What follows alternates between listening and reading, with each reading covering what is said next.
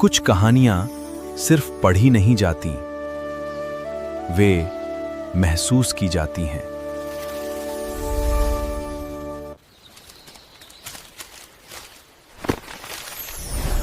फणीश्वरनाथ रेणु और भारत के महान साहित्यकारों की अमर कहानियां। स्वागत है कस्तूरी कहानियां में, जहां हर कहानी दिल से निकलती है और दिल तक पहुंचती है।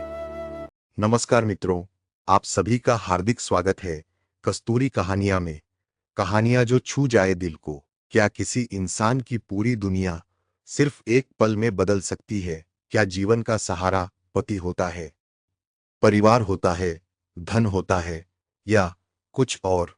एक युवा पहलवान जिस पर पूरे गांव को गर्व था, एक क्षण की भूल और सब कुछ समाप्त, पीछे रह जाती है। एक युवा विधवा, टूटा हुआ जीवन, बिखरे हुए सपने। लेकिन यहीं से शुरू होती है एक ऐसी यात्रा जो त्याग, सेवा, मातृत्व और सच्चे प्रेम की परिभाषा बदल देती है।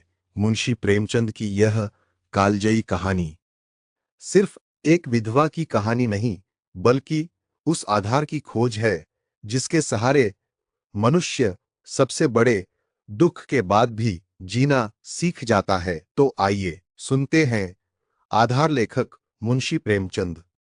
केवल कस्तूरी कहानियां, कहानियां जो छू जाए दिल को। सारे गांव में मथुरा का सा गठीला जवान न था। कोई 20 बरस की उम्र थी, मसें भीग रही थी। गौएं चराता, दूध पीता, कसरत करता, कुश्ती लड़ता था और सारे दिन बांसुरी बजाता हाट में विचरता था। ब्याह हो गया था, पर अभी कोई बाल बच्चा न था। घर में कई हल की खेती थी, कई छोटे बड़े भाई थे, वे सब मिलजुल कर खेत। मथुरा पर सारे गांव को गर्व था। जब उसे जौंघिए, लंगोटे, नाल या मुगदर के लिए रुपये पैसे की जरूरत पड़ती तो तुरंत दे दिए जाते थे। सारे घर की यही अभिलाषा थी कि मथुरा पहलवान हो जाए और अखाड़े में अपने सवाए को पछाड़े। इस लाड प्यार गाय किसी के खेत में पड़ी है और आप अखाड़े में दंड लगा रहा है। कोई उलाहना देता तो उसकी त्योरियां बदल जाती। गरज कर कहता, जो मन में आए कर लो। मथुरा तो अखाड़ा छोड़कर हाकने न जाएंगे। पर उसका डील डॉल देखकर किसी को उस गर्मियों के दिन थे, ताल तलैया सूखी पड़ी थी, जोरों की लू चलने लगी थी। गांव में कहीं से एक सांड आ निकला और गौओं के साथ हो लिया। सारे दिन गौओं के साथ रहता, रात को बस्ती में घुस आता और खूंटों से बंधे बैलों को सींगों से मारता। कभी किसी की गीली दीवार को सींगों से खोद डालता। घर का कई किसानों ने साग भाजी लगा रखी थी, सारे दिन सींचते सींचते मरते थे। यह सांड रात को उन हरे भरे खेतों में पहुंच जाता और खेत का खेत तबाह कर देता। लोग उसे डंडों से मारते, गांव के बाहर भगा आते, लेकिन जरा देर में गायों में पहुंच जाता। किसी की मथुरा का घर गांव के बीच में था, इसलिए उसके खेतों को सांड से कोई हानि न पहुंचती थी। गांव में उपद्रव मचा हुआ था और मथुरा को जरा भी चिंता न थी।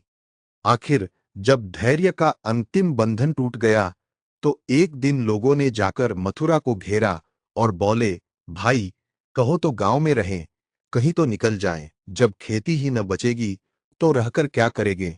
तुम्हारी गायों के पीछे हमारा सत्यानाश हुआ जाता है और तुम अपने अगर भगवान ने तुम्हें बल दिया है तो इससे दूसरों की रक्षा करनी चाहिए, यह नहीं कि सबको पीस कर पी जाओ। सांड तुम्हारी गायों के कारण आता है और उसे भगाना तुम्हारा काम है, लेकिन तुम कानों में तेल डाले बैठे हो, मानो तुमसे कुछ मतलब ही नहीं। मथुरा को उनकी दशा पर दया आई। बलवान मनुष्य प्राय दयालु होता है। बोला, अच्छा जाओ, हम आज सांड को भगा देंगे। एक आदमी ने कहा, दूर तक भगाना, नहीं तो फिर लौट आएगा। मथुरा ने कंधे पर लाठी रखते हुए उत्तर दिया, अब लौटकर ना आएगा। चिलचिलाती दोपहरी थी। मथुरा सांड को भगाए लिए जाता था। दोनों पसीने से तर थे।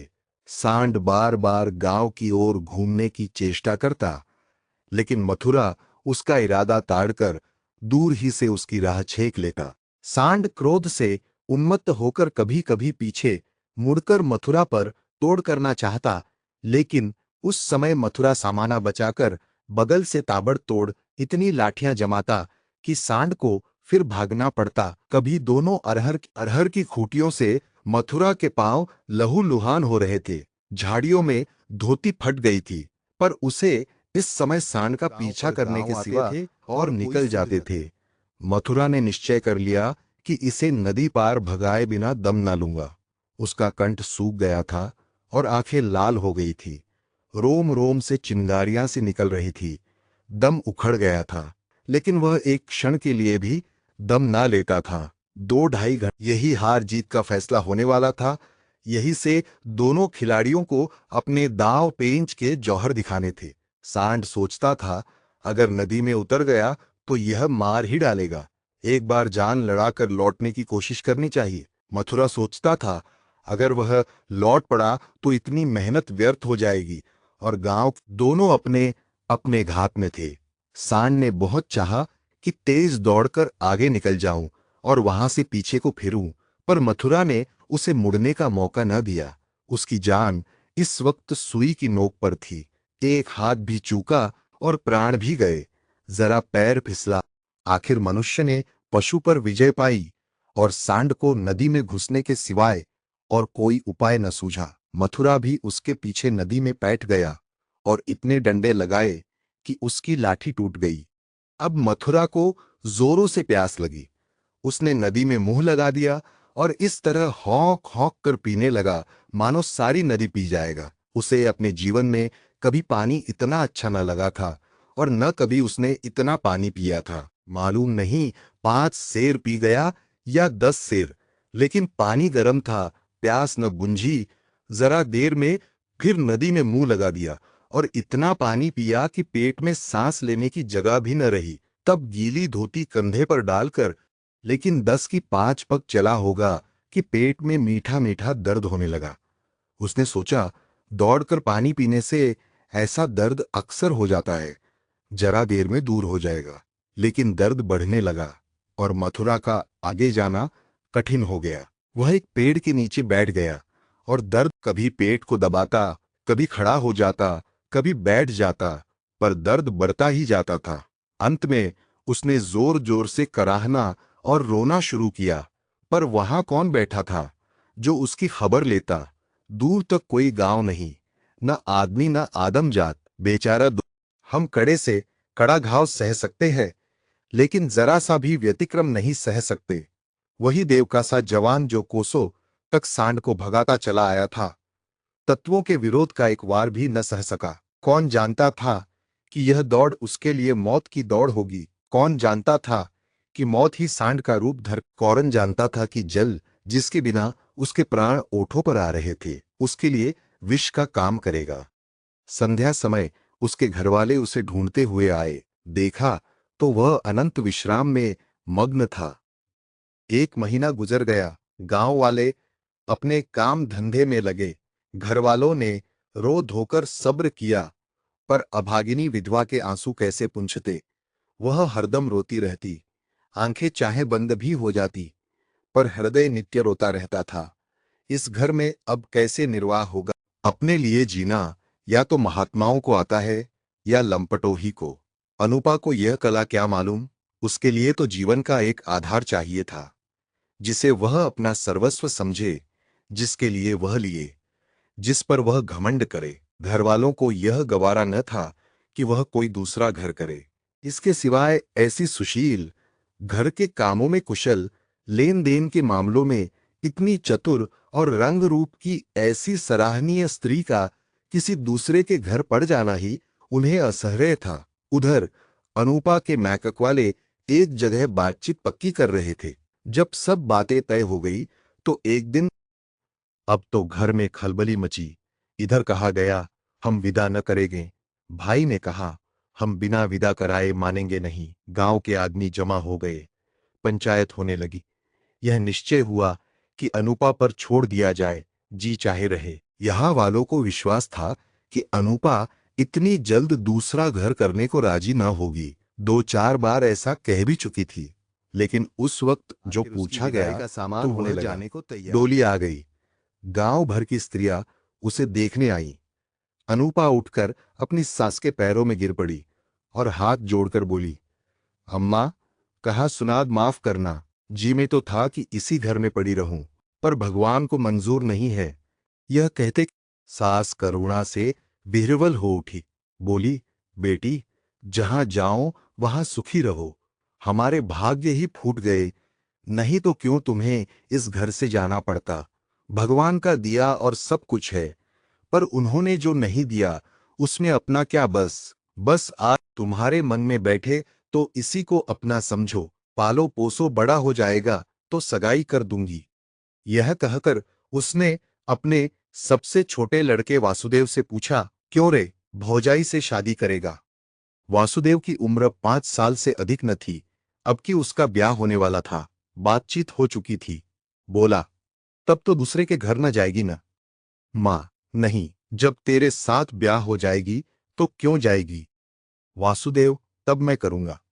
मां, अच्छा, उससे पूछ, तुझसे ब्याह करेगी? वासुदेव अनूप की गोद में जा बैठा और शर्माता हुआ बोला, हमसे ब्याह करोगी? यह कहकर वह हंसने लगा, लेकिन अनूप की आंखें डबडबा गईं। वासुदेव को छाती से लगाते हुए बोली, अम्मा, दिल से कहती हो? सास, भगवान जानते हैं।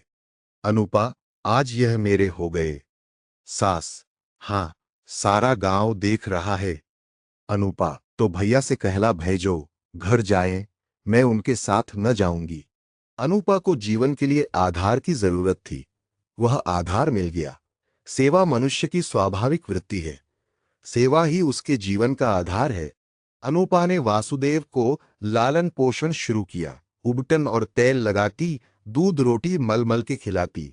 आप तालाब नहाने जाती तो उसे भी नहलाती, खेत में जाती तो उसे भी साथ ले जाती। थोड़े के दिनों में उससे हिल मिल गया कि एक माँ को भूल गया। कुछ खाने को जी चाहता तो अनूपा से मांगता, खेल में मार खाता तो रोता हुआ अनूपा के पास आता। अनूपा ही उसे सुलाती, अनूपा ही जगाती।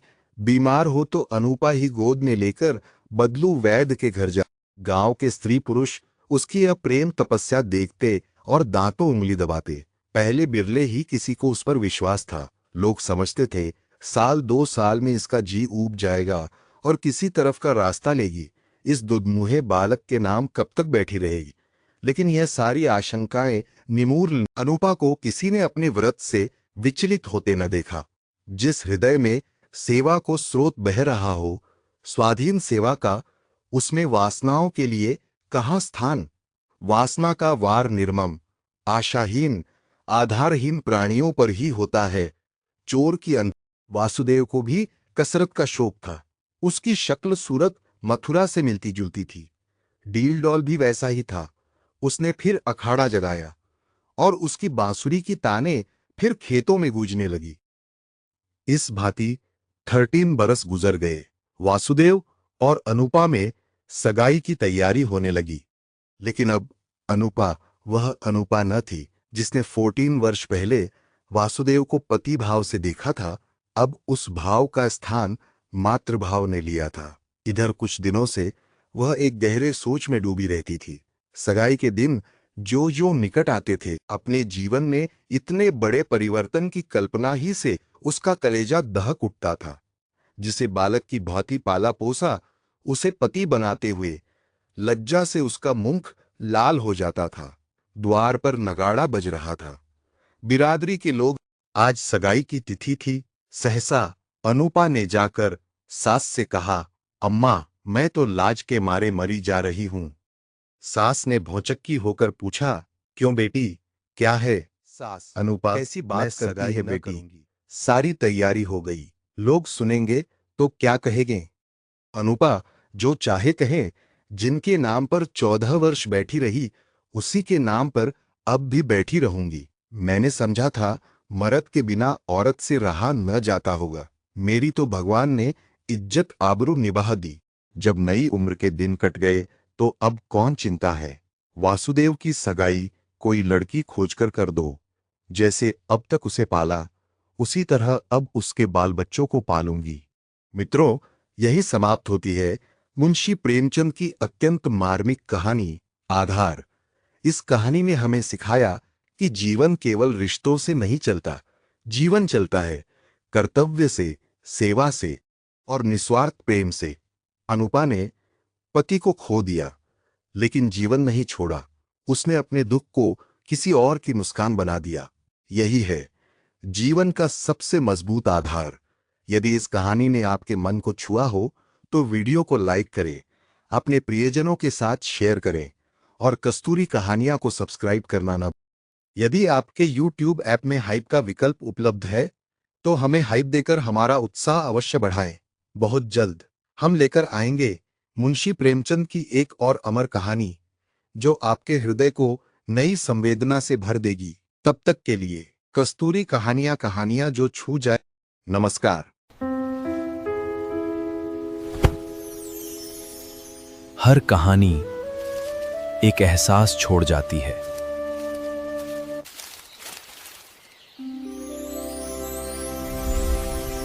अगली कहानी शायद आपकी जिंदगी बदल दे। फिर मिलेंगे एक नई कहानी के साथ। तब तक पढ़ते रहिए, सुनते रहिए और महसूस करते रहिए।